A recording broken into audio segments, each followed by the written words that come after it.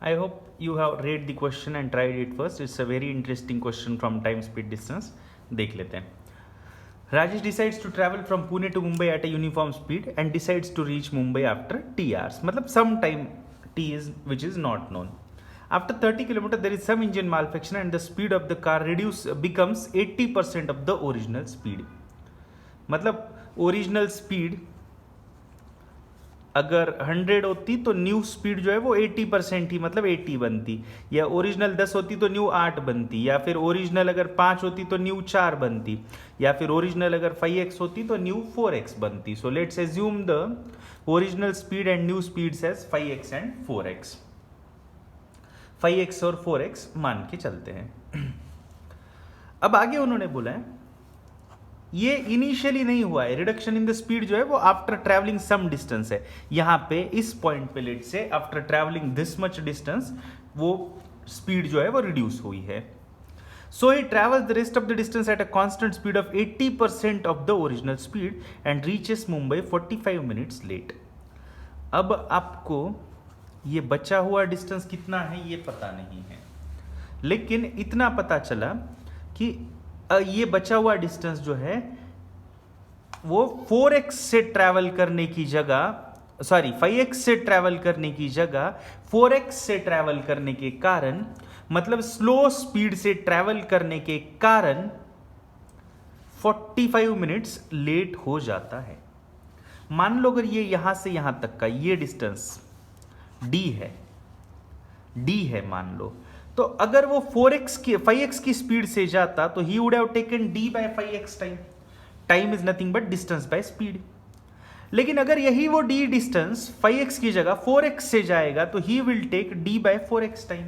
And what we know is ये time और ये टाइम के बीच का जो डिफरेंस मतलब सबट्रैक्शन है वो 45 मिनट्स है. 45 मिनट मीन्स 45 बाय 60 आवर्स. क्यों आवर्स में ले रहे हैं? क्योंकि d किलोमीटर में होगा और स्पीड हमने 5x 4x kilometre per hour में ली है. ठीक है, ये पहली बात उन्होंने बताई. फिर आगे बोला है had the same thing happened after he travelled another 48 kilometre. मतलब वो बोल रहा है कि ये यहां वो इंजन मालफेक्शन या स्पीड रिडक्शन होने की जगह अगर और 48 किलोमीटर आगे जाके हुआ होता तो he would have still reached late. क्यों? क्योंकि फिर भी वो ये बचा हुआ d-48 डिस्टेंस तो वो फिर भी आप देखोगे d-48 डिस्टेंस तो फिर भी वो स्लो स्पीड से जाता.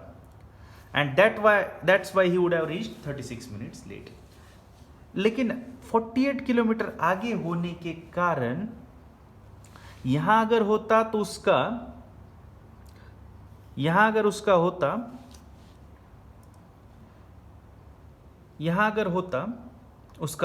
इंजन प्रॉब्लम तो ये पूरा डिस्टेंस उसे स्लो स्पीड से जाना पड़ता.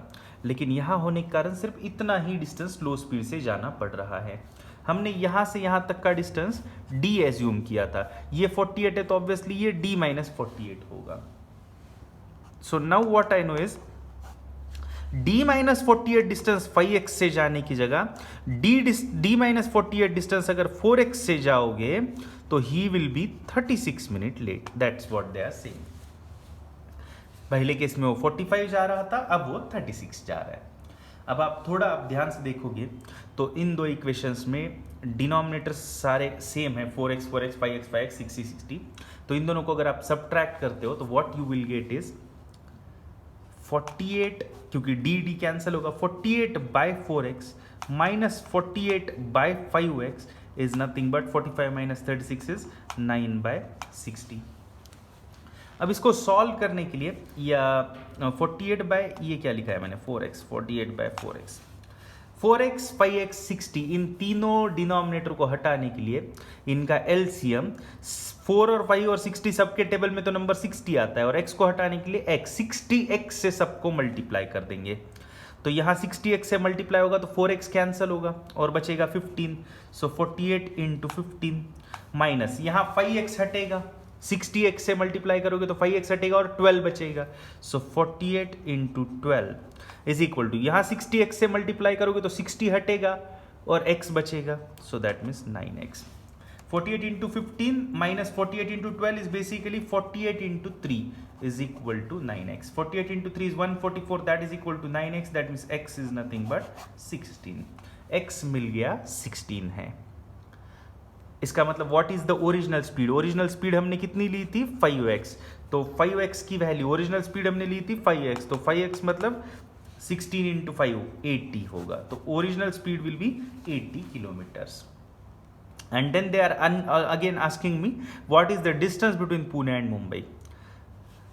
यहां से पहला पॉइंट जो है जहां पे स्पीड रिडक्शन होने वाला था वो 30 किलोमीटर था, ये उन्होंने दिया था. After 30 kilometre there is some engine malfunction. तो ये 30 है और ये d है.